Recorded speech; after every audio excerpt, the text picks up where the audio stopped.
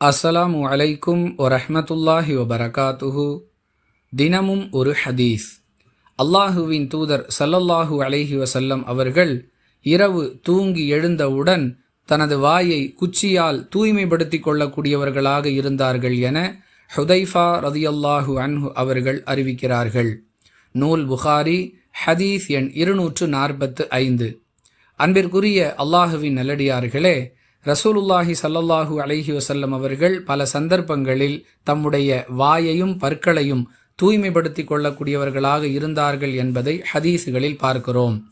தனது சமுதாயத்திற்கு சிரமமில்லாமல் இருக்கும் என்றிருந்தால் ஒவ்வொரு தொழுகைக்கு முன்பாகவும் பல் துலக்குவதை கட்டாயமாக்கி இருப்பேன் என்று அல்லாஹுடைய தூதர் அவர்கள் கூறிய சொல் பிரபலமானது. உம்மத்திற்கு சிரமம் ஏற்படக்கூடாது என்பதற்காக அதை அவர்கள் கட்டாயமாக்கவில்லை. அந்த அளவிற்கு முக்கியத்துவம் வாய்ந்த ஒரு செயலாக பற்களை தூய்மைப்படுத்திக் கொள்வதை இஸ்லாம் நமக்கு எடுத்துச் சொல்லுகிறது.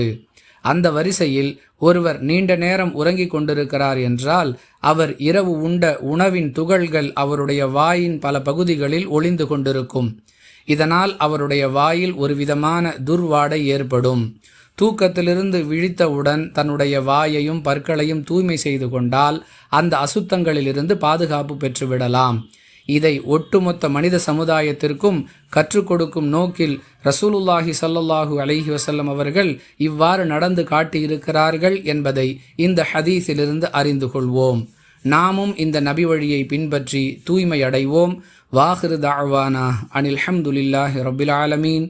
அஸ்ஸலாமு அலைக்கும் வரஹ்மத்துல்லாஹி வபரகாத்துஹு.